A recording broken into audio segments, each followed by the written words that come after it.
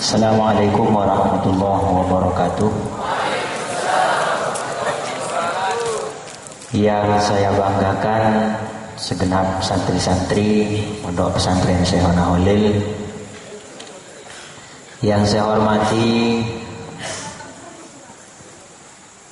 Bapak Hadi selaku perwakilan dari Jarum Foundation, dan yang saya hormati dan saya muliakan pengasuh Pondok Pesantren Syekhona Holil Kiai Haji Fahril Ashol, segenap keluarga, majelis keluarga Pondok Pesantren Syekhona Holil. Pertama, alhamdulillah malam ini kita bisa sampai di malam pembagian hadiah, pemberian hadiah dari program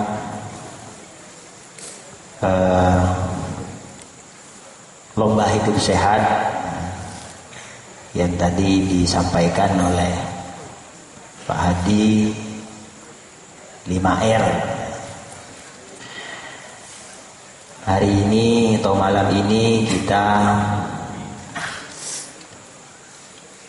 akan melihat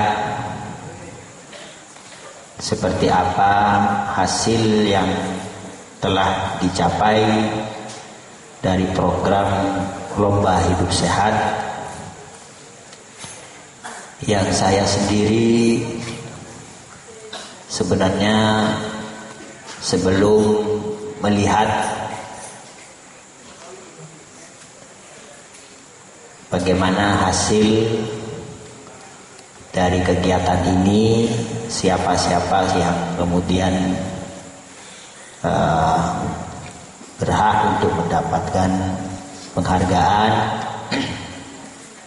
secara umum, saya sudah melihat sebenarnya seperti apa program ini direspon dan ditangkap oleh santri-santri. Yang secara umum saya katakan dan saya tegaskan bahwa kegiatan ini tentu positif, dan namun perlu untuk semakin ditingkatkan. Alhamdulillah saya sedikit mendengar dari paparan Pak Hadi tadi, karena program ini adalah program perdana dari Jarum Foundation yang melaksanakan program 5R di Madura, dimulai dari pesantren ini. Tadi disampaikan ini insya Allah akan berkelanjutan. Jadi saya berterima kasih pertama pada Jarum Foundation, dan sekaligus ini untuk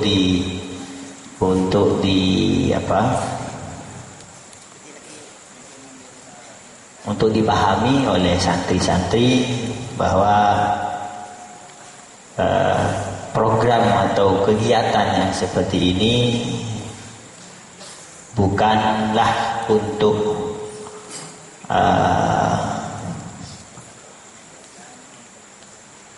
unjuk-unjukan atau apa istilahnya, cak maturna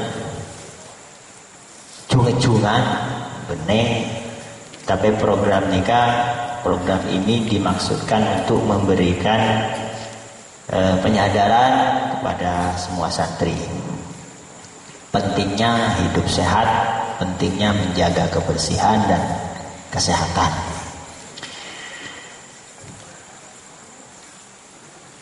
Para santri yang saya banggakan, tentu kalau berbicara pesantren ya, ini berbicara kehidupan yang kompleks ya, berbicara kehidupan santri di pesantren itu berbicara banyak hal, ya.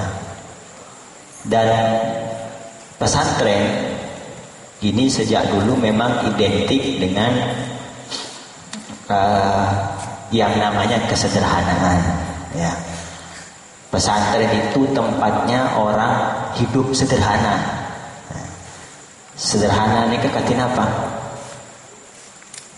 Mun arti maturana salah gitar kilo gena. Tidak, mungkin tidak nikah artinya lagi. Si santri itu hidupnya sederhana, ya. Dia makan apa adanya, mandi apa adanya, ya. Pakai pakaian, memakai baju juga apa adanya, ya. Pokoknya semua apa adanya. Sehingga identitas ini kemudian sangat kental di kalangan pesantren. Namun perlu ada pemahaman perbedaan antara sederhana dengan tidak resik. Itu harus dibedakan. Kalau sederhana itu bukan berarti lo resik, bener. Sederhana itu bukan berarti tidak bersih, bukan. Harus dibedakan betul. Meskipun ini kalau bicara konsep, ya. Meskipun kalau berbicara praktek, sederhana ini kan ada kita nah. Kelaben ki ngangkui apa beda nah. Aku nakin apa beda nah ki ben seterusnya. Jadi sampean santri-santri ini kan seperti ini ya. Apa adanya. Baju mau sekolah belum dicuci selama 1 minggu dipakai. Ya, apa adanya. Ya. Karena kalau tidak dipakai, tidak boleh masuk sekolah. Nah, akhirnya ya masuk sekolah pakai baju yang belum dicuci selama 1 minggu. Mau mandi, ya. Terkadang karena handuknya hilang, karena yang ada handuk temannya dipakai juga. Nah, itu namanya apa adanya. Pakai sabun, ya karena sabunnya kelupaan ditaruh di mana, akhirnya ya ada sabun ya dipakai juga apa adanya. Ya. Jadi di dalam praktiknya kesederhanaan kehidupan santri itu ya justru menyalahi terhadap konsep yang sebenarnya tentang yang namanya kesederhanaan. Ya. Kesederhanaan itu bukan berarti tidak menjaga kebersihannya, tidak menjaga kerapiannya, bukan. Kesederhanaan itu kalau konsep kesederhanaan, bicara konsep kesederhanaan itu adalah yang kita miliki ini adalah yang kita syukuri. Gitu. Yang kita miliki, yang kita syukuri, yang kita miliki, loh. Ya, bukan yang punya orang tapi kita miliki, bukan. Yang kita miliki, ya kita punya handuk. Ya 1 handuk itu aja, ya. Ya itu kita syukuri. Gitu. Jangan kemudian mensyukuri apa yang dimiliki oleh orang lain. Itu berarti bukan hidup sederhana namanya itu, ya. Kita menjaga kerapian, ya. Kita ya dengan kesederhanaan. Kita hanya misalkan kena suatu saat kita terkena penyakit gatal-gatal misalkan, ya. Nah, kalau santri itu kalau sudah terkena penyakit gatal-gatal ya diobati, ya, dengan obat yang sederhana, ya. Itu namanya konsep kesederhanaan, ya. Kalau gatal-gatal ya pakai obat. Apa obatnya? ya sederhana, yang dimiliki lah, yang menjadi kemampuannya. Ya. Karena kalau bicara gatal-gatal ini kan, bicara obat gatal-gatal ini kan macam-macam ya. Ada yang mulai dari kelas obat yang termurah sampai yang termahal ini ada. Nah, karena kita di pesantren ini diajarkan hidup sederhana ya, akhirnya ya tidak terlalu banyak mengeluarkan biaya. Nah, jadi dalam hal ini, dalam hal berpakaian, ya, kita diajarkan untuk memakai pakaian-pakaian yang ya jangan terlalu mahal lah, jangan terlalu mahal. Ya, meskipun orang tua kita itu orang yang kaya misalkan, tapi santri-santri yang ini tetap diajarkan untuk bagaimana menyederhanakan hidupnya. Pakaiannya jangan pakaian yang mahal-mahal, itu kan yang diajarkan kepada santri. Ya, jadi penting sekali untuk dipahami perbedaan antara sederhana ya dengan tidak bersih, tidak resik, tidak rapi dan seterusnya. Ya, itu perlu dibedakan.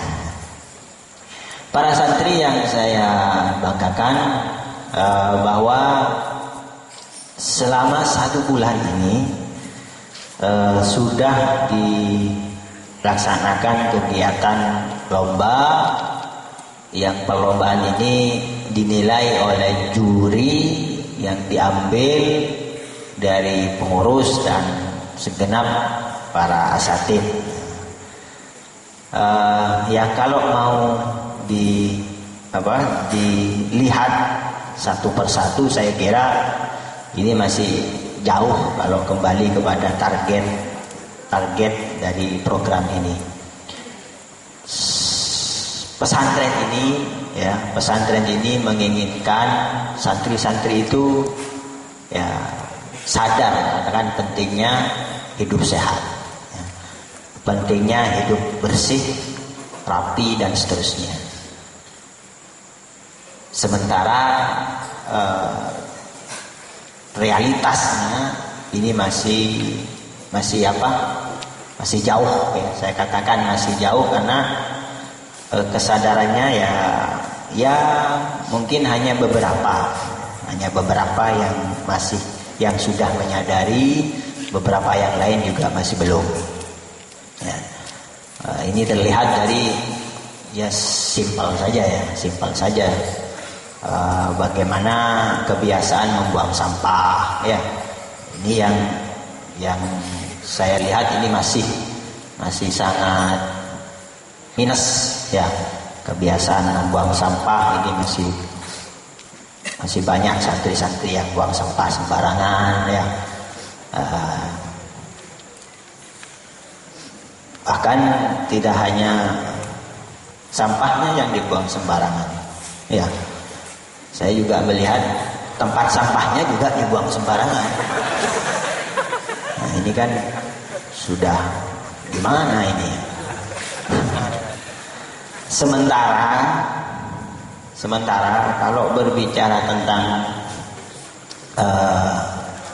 bagaimana masuknya pendidikan, masuknya ilmu pengetahuan ke dalam otak kita ini ya, baru saja saya ikut salah satu seminar tentang pendidikan. Dijelaskan bahwa otak ini ada 3 lapis ya. Otak itu ada 3 lapis yang otak itu melalui satu pintu. Di lapis pertama ya, ini dikatakan bahwa otak lapis pertama ini akan sangat mudah untuk menerima masuknya ilmu pengetahuan ya, ketika otak pertama ini ya, otak lapis pertama ini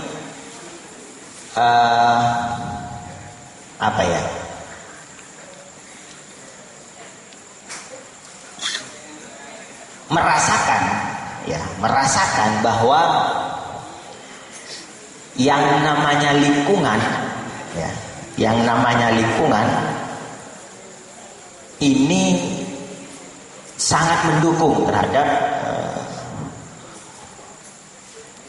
kelancaran proses masuknya ilmu pengetahuan itu sendiri. Ya. Jadi dalam hal ini berbicara lingkungan. Nah, kalau sudah berbicara lingkungan, ya, gampangnya seperti ini. Anda kalau masuk ke sekolah, ya, sampai mereka mau masuk ke sekolah, masuk ke ruang ke kelas, ya, melihat kelasnya Anda itu bersih, rapi, ya, nyaman, maka otak ini akan merasakan kenyamanan, ya, dengan situasi yang seperti itu, yang itu akan mempengaruhi terhadap kelancaran, ya, dari masuknya ilmu pengetahuan itu sendiri. Ya, ini saya katakan ini sebuah ini sebuah penelitian yang mengatakan seperti itu. Ya, meskipun mungkin antara satu otak dengan otak yang lain tidak sama. Ya, antara satu otak yang lain dengan yang lain juga nggak sama. Jadi mungkin dari sebagian santri-santri ini merasakan cuek lah, gitu lah, dengan lingkungan itu, gitu lah. Ya karena apa? Karena mungkin ya berangkatnya bukan berangkat dari keinginan yang kuat, ya. Tetapi kalau berbicara bahwa yang ingin kita cari itu adalah sesuatu yang kita butuhkan, ya, maka di situ kemudian analisa ini menjadi sebuah analisa yang benar, ya, menjadi sebuah analisa yang benar. Jangan turun sedikit. Gula mau tanya ke sampean mau masuk ke kelas, ajelin kelas sampean kotor, ajelin kelas sampean nikah lo bersih, pas sampean napa sekolah menerima ilmu dari gurunya, ya, Anda merasa enak nggak dengan keadaan yang seperti itu? Nah, enggak. Yang mengatakan enggak, ya, yang mengatakan tidak saat ini, ya, ini mempunyai kesadaran bahwa Anda masuk di kelas itu memang untuk mencari sesuatu yang dibutuhkan, ya, kan seperti itu. Jadi mau sampean mangkat ke kelas, nih nyari ilmu nih saya perlu sampean, gitu. Maka sampean akan merasa tidak nyaman, merasa tidak enak, ya, untuk menerima ilmu yang disampaikan oleh ustadz ketika suasana ataupun tempat yang Anda sekolah itu tidak bersih, ya.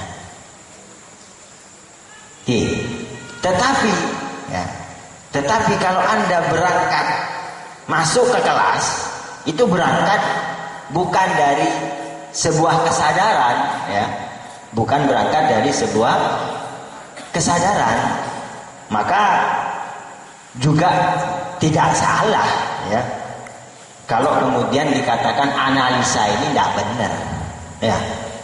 Artinya tidak semua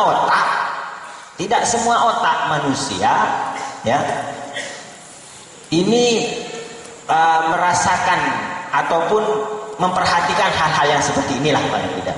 Ya. Mau masuk ke sekolah, lo peduli, kelakuan kelas ya. Dapat ke sekolah, nerima ilmu dari ustaz. Terima, ban tangkep, dipahami memang, ya, dipahami. Ada juga yang seperti itu, ya.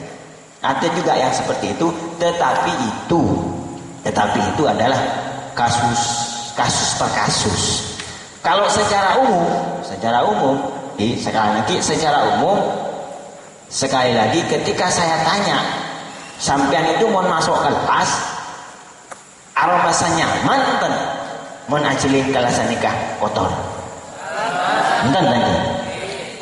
Nah, ini berarti bahwa memang ini sangat mempengaruhi terhadap bagaimana kita bisa mencerna ilmu itu, ya. Dan ini penting. Nah, jadi melalui gerakan ini, ya, ini membuka alam bawah sadar kita, ya. Melalui kegiatan ini kita akan semakin menyadari betapa ternyata hal-hal yang justru mungkin dianggap sepele oleh sebagian orang, ternyata itu sangat mendukung terhadap keberadaan kita di pesantren ini, ya. Jadi semisal sampean makan dari kelas, antara ngaji, antara sekolah, antara norok kegiatan, ya, di tengah jalan melihat sampah berceceran, ya, tanpa harus diingatkan atau ada yang memberitahu, ambil sampah itu, masukkan, ya. Saya kira itu juga merupakan sesuatu yang nilainya akan sangat mendukung terhadap keberadaan kita di pesantren ini untuk mencari ilmu. Saya cerita sedikit tentang pengalaman pribadi, ya. Saya dulu waktu di pesantren itu ya tidak pernah mendapatkan piket, yang namanya piket. Saya dulu sama dengan sampean di sini kan, mau nang kelas ini kan beda piket bersih-bersih lagi. Beda di kelas situ, kelas 1 itu ada jadwal piketnya itu. Hari Senin siapa, hari Selasa siapa, hari kan ada kan? Ya. Saya dulu waktu nyantri itu tidak dapat jadwal. Tidak dapat jadwal piket, ya. Kenapa saya tidak dapat jadwal piket? Ya, karena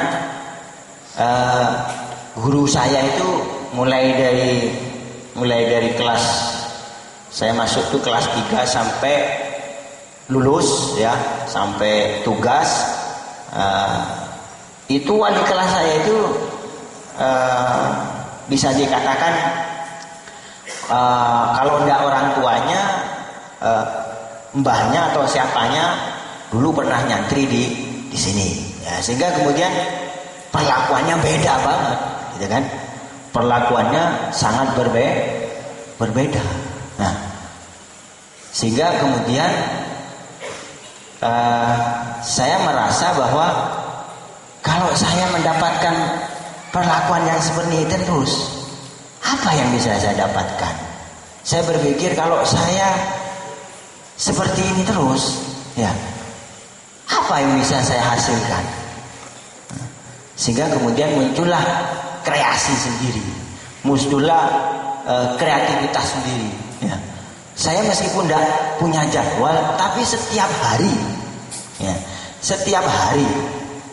saya itu mas teh mengurusin AC bersihan, ya kan? Benar rutin bulan ini bersihan. Kalau pertanya tanya kita cakacan. Kalau pertanya cakacan. Bahkan tidak hanya bersih-bersih. Setelah bersih-bersih itu saya nimbah sumur, ya, ngisi kamar mandinya santri.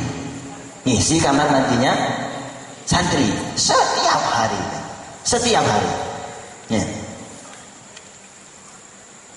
Ya, kemudian hasilnya apa? Ya alhamdulillah. Saya kemudian selalu pusing ketika melihat orang lain kok seperti itu, gitu. Buang sampah dan bodan, lo resep, lo rapi, gitu. Saya kemudian terganggu dengan itu, ya. Dan alhamdulillah saya kira itu positif. Kenapa? Karena kemudian disitulah ya yang namanya tanggung jawab. Ya, jadi munculnya sebuah tanggung jawab itu adalah muncul dari apa? Muncul dari kalau kita ini pengen jadi orang yang bertanggung jawab ya kita harus membiasakan. Ya, kita harus membiasakan. Kalau kita tidak membiasakan ya tidak bisa. Ya. Nah, jadi ini pengalaman ya yang mungkin bagi sampean ini kita lagi mau nekoca sampean dan kinto misalkan Pak berde abang rasa wah bodo bagian pengurus lanangan dia umpama lebih ada urusan pengurus nih kampung lebih ada jadwal labon sudah ada pengurus yang menangani masalah kebersihan itu. Tak perlu nanti bersih sendiri misalkan. Kilo napa, padanya kalau napa. Tetapi saya jaminkan kepada Anda. Sekali lagi saya jaminkan ke Anda. Kalau Anda tetap ya mempunyai pola pikir yang seperti itu, maka rasa tanggung jawab itu juga akan lama untuk muncul dalam diri kita. Ya. Gila bagi. Benar. Benar. Jadi saya kira ini pentingnya kegiatan seperti ini ya. Jadi saya terus terang bukan karena ada support dari Jarum Foundation ya, kemudian buat kegiatan seperti ini. Sebenarnya sudah dari dulu ya, semenjak saya ini ngopeni sampean-sampean ini lah pusing ini kayak pusing ki alhamdulillah sampun sampean mau pusing kula berarti sampean aberi kenceran kula nggih kabeh saya mon pusing malolo pusing malolo takut dimbudina japolo kuat kia lagi kita bagi. Jadi saya kira meskipun hasilnya selama 1 bulan ini ya terus terang kalau mau dikatakan apakah sudah sesuai dengan harapan, saya katakan masih jauh ya, masih jauh sehingga kemudian perlu sekali ada tidak lanjut ya kegiatan ini terus digalakkan kegiatan yang seperti ini ya. Jadi untuk mendorong santri-santri untuk membiasakan hidup sehat ya di asrama, di kamar-kamar ya, itu dibersihkan ya. Saya cerita sedikit ya, ketika misalkan saya contoh di kantor, misalkan di aula ini ya, gedung ini ya, gedung mulai dari atas sampai bawah ini ya, terutama ya kantor-kantor yang ada di dalam itu, saya justru menginginkan di situ ini kan gedung tinggi nih, gedung tinggi. Kalau kita berbicara gedung yang tinggi itu apa itu? Ya, apa kalau gedung tinggi itu? Kalau di luar pesantren, mall ya, kemudian hotel ya, perkantoran, apartemen dan segala macam itu ya, ya. Yang mon sampean oneng ki nang kisan nika rapi bersih sehingga mengundang orang untuk datang, dan saya ke sana sampai jauh ke sana. Bagaimana di sini ini ya seperti itu ya. Jadi termasuk jeding-jeding ini ya, yang di sana itu meskipun sederhana seperti itu, belum ada keramiknya, bukan berarti tidak perlu untuk dibersihkan ya. Meskipun jedingnya masih ya apa adanya ya, bukan berarti buang sampo sembarangan, buang bodono sabun sembarangan dan seterusnya, bukan seperti itu ya. Jadi sampean itu harus berangkat dari mencintai ya, mencintai apa yang ada di pesantren ini. Ya. Kalau sampean mencintai apa yang ada di pesantren, ki cepon ki buruk. Ya kemudian ilmu-ilmu yang ada di pesantren ini juga akan mencintai sampean. Mencintai sampean. Jadi santri-santri lambe ini kan andi banyak ilmu laduni. Kenapa boleh lah? Karena mereka nyantri itu berangkat dari kecintaan. Ya, cinta kepada kiainya, cinta kepada pesantrennya, cinta kepada semua apa yang ada di pesantren. Bahkan cinta kepada hayawan-hayawan yang dimiliki pesantren, dimiliki oleh kiainya. Ya, cinta kepada ayam-ayamnya, cinta kepada erabe. Artinya cinta ini erabe. Nah, kalau kita berangkat dari itu, berangkat dari kecintaan, maka ilmu ini akan gampang untuk diserap. Santri-santri lambe ini ke ilmu laduni ya. Ilmu ladun, mohon mangke sampean. Jangan ngarep laduni, jarang saya laduni, wa fi laduni kola. Kalau yang ilmu laduni bitasdid, ya, itu jarang, sangat jarang. Tapi kalau laduni, nah, ilmu laduni itu yang lebih mudah. Ilmu laduni itu ya bisa diperoleh dengan misalkan keistiqomahan kita ya, dalam rutinitas membaca wirid dan seterusnya ya, membaca sebuah amalan dan seterusnya, itu bisa ada. Tetapi sekarang yang laduni ya, yang bisa itu yang mudah itu sekarang sudah tidak mudah lagi sudah. Nggih. Babada dari sampean semon ujian lo perlu belajar. Bada. Lo perlu belajar tapi oleh nilai teh. Lo perlu belajar lo oleh nilai bah lo lulus apa nih? Lo belajar tapi tahu. Tidak belajar tapi tahu. Tahu apa yang harus dijawab dalam soalan-soalan ini. Nah, tidak belajar. Santri-santri zaman bulan nih, badan nih, bahkan kulit termasuk toman ngerasa aki nih, boleh toman ngerasa aki, lo belajar, moro-moro angkat ujian, angkat, tojo ke kelas lebih soalan, alhamdulillah bisa jawab kopi, padahal lo belajar sekali, itu saya pernah, lah saya tanya, sampean pernah enggak? Tadi jujur, pernah. Mun saya pernah. Kula bengal ajamin. Ajamin bisa ngagileken pola ni persoalan.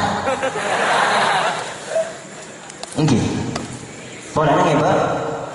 Saya kocak lo belajar, nek lo belajar sekali, wala soalan wala pokok la lo belajar sekali wala pokok. Kena dedung lo nek. Bada